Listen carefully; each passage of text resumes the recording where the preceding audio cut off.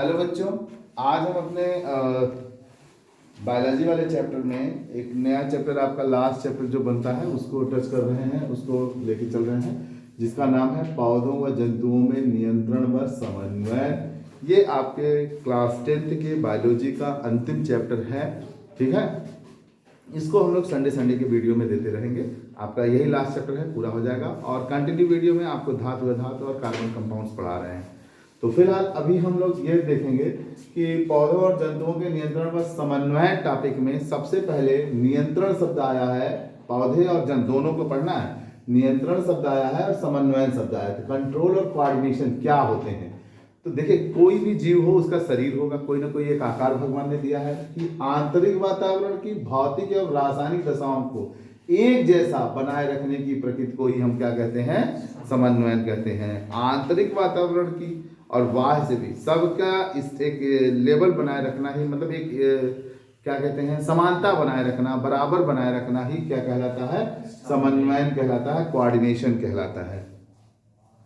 और नियंत्रण शब्द क्या है? नियंत्रण मतलब होता है किसी भी चीज, किसी भी पावर को, किसी भी आपके अंदर जो हार्मोन्स है या किसी भी शब्द को कंट्रोल में रखना, नियंत्रण में रखना ही कंट्रोल कहलाता है। तो जैसे हमारे अंदर हार्मोन साबित हो, ना ज़्यादा हो ना कम हो ना, तो इन सब चीज़ों का नियंत्रण करना है। तो सबसे पहले आता है जंतुओं में रासायनिक समन्वय, केमिकल कंट्रोल इन एनिमल। उच्च कोटि के जीवों में तंत्रकीय समन्वय के अतिरिक्त जितने भी उच्च कोटि के जीव हैं, मानव, कुत्ता, बिल्ली, भेड़, बकरी में तंत्रकीय समन्वय, तंत्रिका तंत्र हमारा कंट्रोल करता है ना।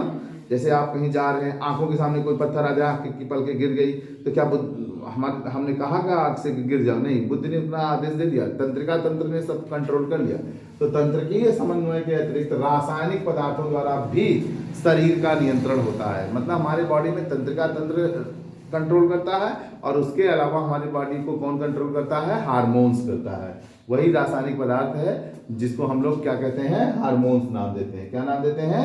हार्मोन्स नाम देते हैं। ये हार्मोन्स विशेष प्रकार की ग्रंथियों द्वारा स्रावित होते हैं, जिन्हें हम अंतःस्रावी ग्रंथि कहते हैं ना। विशेष प्रकार की ग्रंथि होती है हमारे शरीर में, अंदर होती है, उसे हम लोग अंतःस्रावी, अंत माने अंदर की तरफ, स्रावी ग्रंथि कहते हैं, जो नलिका विहीन होती है। और इसका श्रावण कहाँ होता है? रुधिर में होने लगता है ना। ऊतक द्रव्य में मुक्त होता है, वहां से रुधिर कोशिका में जाता है, रुधिर कोशिका से रुधिर में पहुंच जाता है, और रुधिर सब जगह इसको क्या करता है? पहुंचाने का कार्य कर देता है।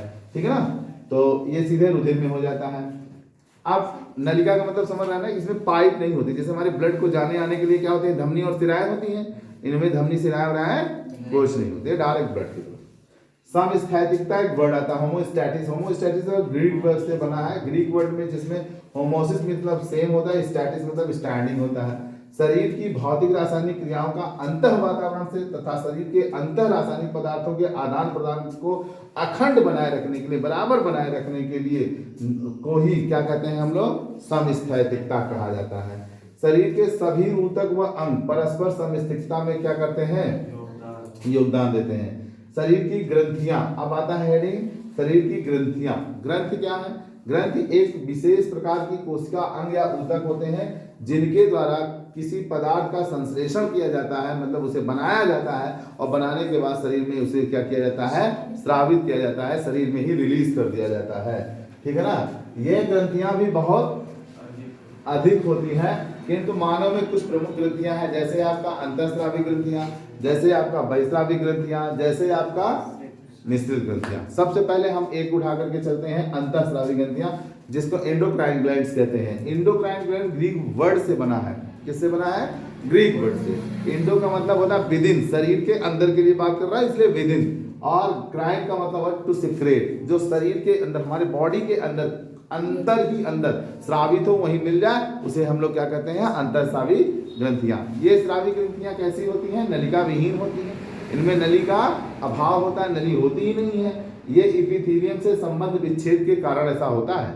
इपिथीलियम जो हमारी ये है ना, इपिथीलियम टिश्यूज, उससे इसका क्या हो जाता है? अलगाव हो जाता है, इसीलिए ये नलिका विहीन हो जाती है।